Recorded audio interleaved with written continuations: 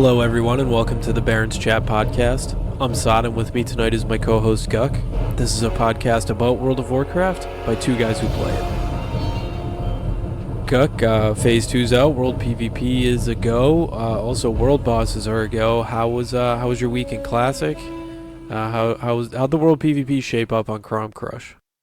So on Crom Crush, and this is kind of what I believe it's like on all servers, and maybe the sides will alternate, but I think in general, your server will either be balanced and people will only complain about the tactics of the opposing faction, or your server will be imbalanced. Crom Crush is one of those imbalanced servers, and the minority faction will end up doing one of two things. They're going to get in raid groups outside of instances.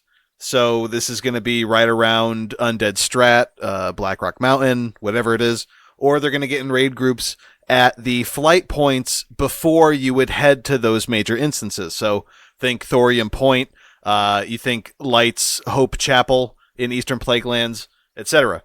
I did see one big kind of back and forth battle in Kargath, which was interesting, but the one unifying factor is that whenever you are in the minority faction, chances are your world PvP experience is going to be within a raid group.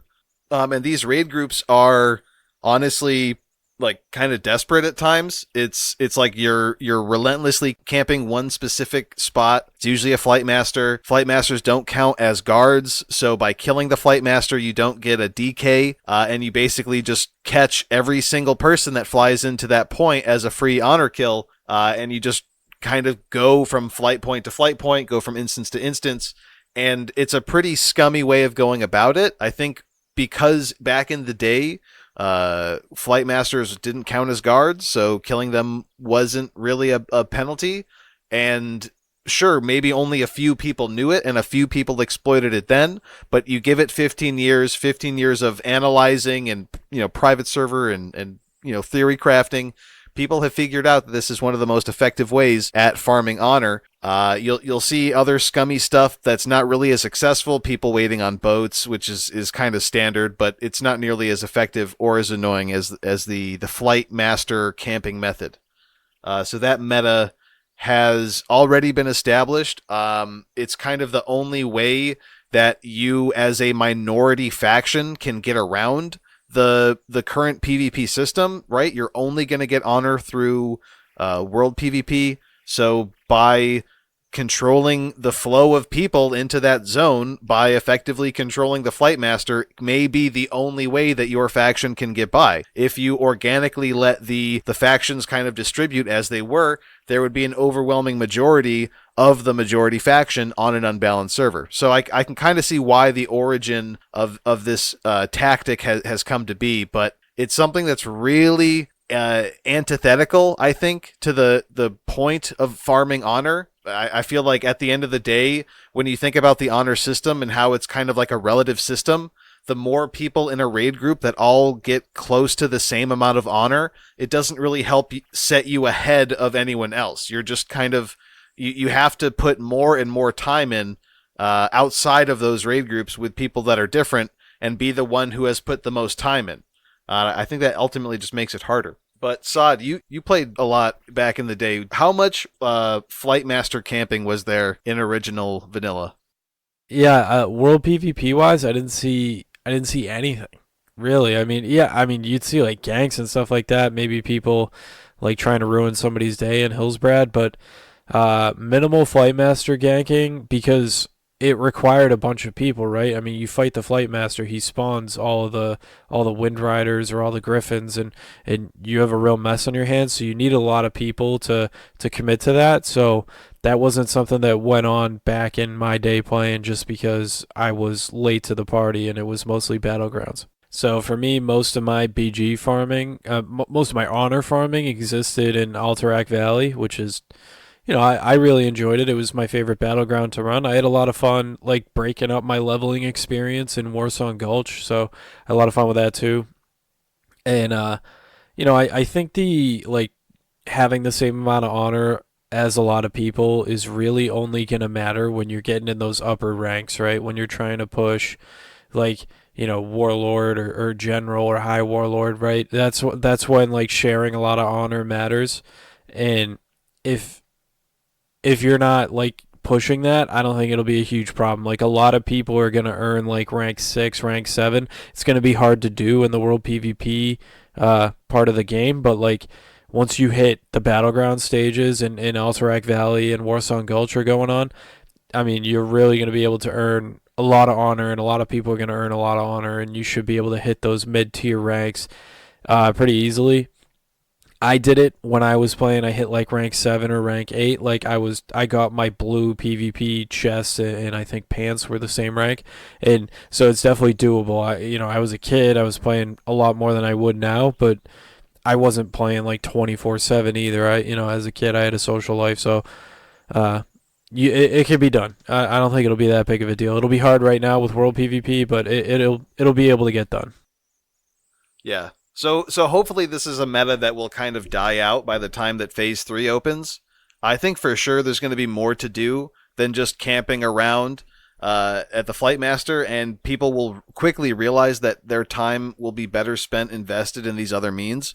Like, if you don't participate in the BGs, if you don't go up a raid tier into BWL, you're just missing out for the at the cost of losing potentially some of that easy honor from camping a flight point. So I think the meta will change very rapidly by the end of the phase, but for now, I think people are just going to have to deal with it. If you're on the minority side, make sure you get in a raid group before you leave, because that's just kind of the meta. And if you're in a majority, make sure you're at least in a group, because there's going to be raids just moving around. It tends to be just like Eastern Plaguelands roaming, and then maybe some Searing Gorges roaming between Thorium Point and the mountain. But you know what's going on, so you know how to plan for it. Basically, you can expect all that stuff to happen no matter what until the end of the phase. Yeah, it looked like a lot of fun, but it wasn't enough to get me back into classic right now. It will happen eventually, but I expect to be back in with the BGs when everybody way outgears me and I'm just getting shredded.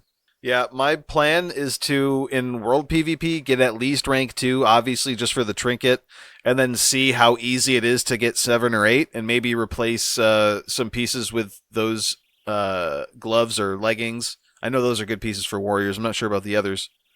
So we'll see. But yeah, I mean, I don't really see myself investing the amount of time necessary to grind that amount of honor through just World PvP, especially considering how crazy the alliance is on our server. On Crom Crush, it's only alliance raids. So I've been kind of lucky enough to find people either running to or from those raids as a little straggler alliance, and I can take them out pretty easily, but that's about it. I've gotten maybe 30 honorable kills, and I don't know. I feel like I'm going to do about a dozen a day, and I don't think that's a lot. So we'll see. I'm more excited for BGs. BGs is going to be huge. Yeah, I think BGs will be a ton of fun. Like today in retail, I just ran around with one of my friends and I heal botted him in BGs and in AV in old AV on retail. So like there's no resources or anything like that. There's no timer. You win the battleground when your team kills the final boss and you complete it. And we just ran around shredding people, and it was a ton of fun. Like we weren't really playing objectives, and it kind of made me miss the old classic AV because you'll never recapture that experience the same again. And I finished this weekend. I finished getting all my horde characters to 120, so a huge pre-expansion prep is done. And I also was trying to get the heritage armor, and I noticed I did AV on my level 20s Andalari, and I didn't even get a level from it, and I haven't logged on it since, and I probably won't. Yeah, so after we had that episode, I realized that they put out a hotfix, either a minor patch or a hotfix, where the experience from Alterock Valley on retail got nerfed a lot. So you got really lucky getting in and getting all those tunes done when you did. Yeah, it was huge, and I'm glad I sucked it up and I just threw like Netflix or Disney Plus on and I just grinded away at it. It wasn't too bad. I had a lot of fun. I enjoyed playing like classes that I don't normally play in a PvP environment too, like kind of opening up my eyes to like play styles and different intricacies with the class to help me out a little bit on like in the future with selecting my next class going forward. So that was a lot of fun too, just to learn that, and it put everybody almost on an even playing scale too. Yeah, I think the idea as a DPS main to have every tune ready to go into the next expansion is probably the best way to prepare for a raid for anyone. I mean, anyone can do it. It doesn't really require anything special to go out there and level the tune. But just to have them ready and to know which ones you like, that's huge. Yeah, and for me, it'll probably still be like a ranged DPS scenario. Melee, I like melee like for PvP. I hate playing casters in PvP, but I just, it's not something I do. I don't like focus on the PvP side of the game, so I think I'll stick with my ranged DPS. It's just a matter of seeing how the classes shape out in Shadowlands and then making my choice. Last week, you wanted to mention something about Raider IO. That was something that's kind of been in the general forums a little bit. People are talking about it a little bit more. Of the people who still play retail, I know that Mythic Plus is one of the most kind of active systems. So what sort of stuff do you have to say about Mythic Plus and Raider IO?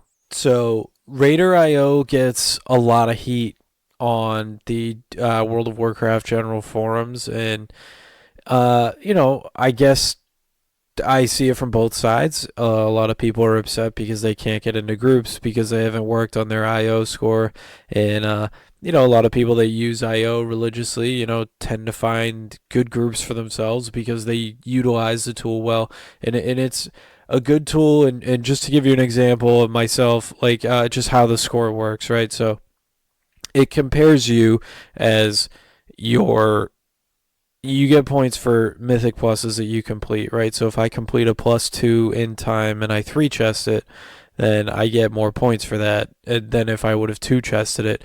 And it goes off of all that, and then like it adds up. So there's a way you can increase your IO score with a little bit of effort. You want to make sure that you run all of the dungeons. So, like on my Warlock, for example, my most played class, I haven't run a Mythic Plus, Siege of Borealis, Motherlode, or Waycrest Manor. So that actually hurts my IO score. I don't get points for those. So even if I went and I ran a +2 and I three chested it, I would get a lot of points for that. So it's something to keep in mind. Make sure that you get points for all of them, and obviously you get more points the higher you go. Specifically, if you chest it, I'm not sure how the point system works if you don't chest it, but I have a timed Temple of Sithralis that I did that helped my score actually quite a bit. I upgraded the key.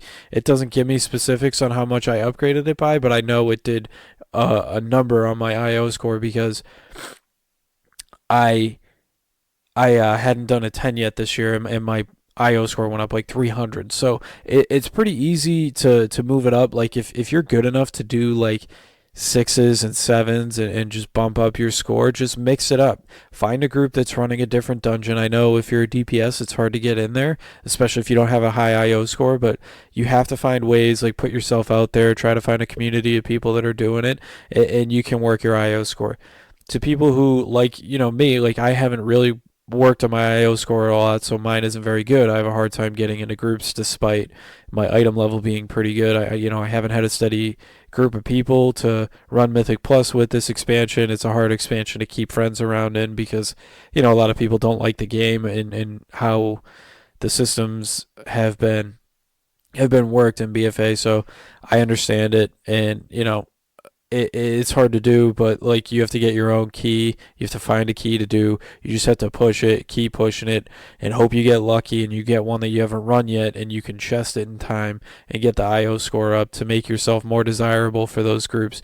Now, having a good IO score doesn't mean you're always going to have a great group. Things go wrong. Things get missed, miscommunications. Like a lot of groups aren't getting really into Discord and stuff like that. So it's not a perfect tool, but it really works for those higher echelon of IO players. And yeah, can somebody skew their IO score by buying carries? Sure, but I mean, it would cost 1,000,000 gold to get your guy a good IO score, so I wouldn't really expect to see that. And I think it is a good tool. And if I had a group of friends to play with, I would definitely try to get my score up so I could pug more. And I do enjoy the Mythic Plus system. You and I ran one earlier that I did not enjoy because it didn't go well because we don't have a tank or a healer, and you kind of get what you get. And we also didn't have a very good DPS with us, and it didn't work out well. But we finished it. We didn't get the chest in time like we wanted to, but at least we have something in our chest coming next week. I think a good way to sell people on Raider IO without forcing them to get the add-on and to obsess about it is to just kind of think about it as a variety check, right? You shouldn't be someone who plays WoW to do the same thing over and over again unless it's for a very specific purpose, like you're going to get a mount drop from an old legacy raid or something like that.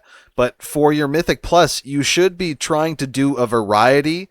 At this point in the game, you've probably gotten enough items that you don't really need something from a specific dungeon. Let's say you want to get a mount out of like King's Rest or Underrot, you can run those as Mythic Zero. You should still be trying to do a variety of Mythic Plus. And by doing that, even like Sod mentioned, by doing a 2 or a 3 and doing it so fast that you plus 3 it, that improves your IO score because of the fact that IO is basically just a sum of your highest key from all the other dungeons. So passively, you can increase your IO score a lot just by doing a greater variety of dungeons that you normally do. I know when I was playing, I really shied away from doing Shrine of Storms because I thought that one sucked. I preferred to do like Siege of Borealis or a Taldazar because they're fast. I didn't like doing Waycrest Manor or Underrot. And, your IO can suffer from not pushing keys just kind of arbitrarily. If you don't like an instance, go out of your comfort zone to do that at a higher level, and, you'll actually end up benefiting from it. You don't have to get your add-on installed, but when other people look you up, they will see your IO score, and they will see that you've actually done a wider variety of dungeons, and you don't have to really kind of worry about it. The fact of the matter is Raider IO exists whether you want it to or not. So you yourself don't have to use it as a means of building your group when you choose to build your group. But when you apply to a group, you should understand that it is something that exists, and you can do your best to augment it by just staying varied in your dungeon runs. I think one thing is pretty clear, and that's that retail is very slow right now. Like, I was on retail quite a bit today. I even spent a lot of time in a main city so I could see what trade chat was. And on Mal'Ganis, which is a very populated Horde server, one of the biggest ones in North America, and it's dead. It's completely dead. There's nothing going on in trade chat. There's no very limited guilds recruiting. I mean, your guild Guck was progressing pretty well in Eternal Palace. There was nobody online in that guild today, so it's something like retail is very slow at the moment. There's a huge content drought. Everybody's waiting on the next patch and the next raid tier, which will hopefully spike it up. But I think a lot of people thought Classic was dying from what I read on general forums, and it's not. It's as big as it's ever been. It's actually quite massive right now. A lot of people have been streaming it. I've seen the world. I've even logged on my character a couple times. It's very populated. Just there's a lot of stuff going on, and you can find something to do in Classic. I still have hope that retail will at least gain a little bit of life, so I won't have as hard a time as I did today finding a group, an effective group. And I gotta make some friends so I don't have to pug anymore. Yeah, I don't think Classic is as big as it was on launch. There's definitely been a lot of fallout from the people who were just there for the nostalgia, or just people who became disinterested kind of quickly. But it's still vastly outnumbering retail. Retail is just quiet. It's just crickets when you get on there. So yeah, I don't know where Classic players go after Classic. It's not retail. So we'll see. It might be retail once 8.3 opens up, but it's not retail right now. I think that's all I got. Yeah, that's all I have this week. That's it. Short episode. I'm a little under the weather, so sorry if you hear any sniffles. We are going to be trying new content for the next couple weeks just because there's going to be a little bit of a drought coming out of the WoW community. Confirmed nothing from Blizzard for retail until after the holidays. And we're probably not going to get anything from Classic for a while, given the fact that Phase 2 has just opened. So yeah, expect some new stuff in the coming weeks. Yeah, and it's gonna be like like a quick topic like Raider IO was tonight. I think Guck did a way better job of me than explaining it. He's a lot smarter than me, and expect a topic like that coming forward in future episodes. Yeah, like always, we appreciate you guys giving us 5 stars, reviewing us on Apple Podcast. You can check us out on the website, baronschat.podbean.com, or hit us up on Twitter @baronschatpod. And we'll see you next week with something new.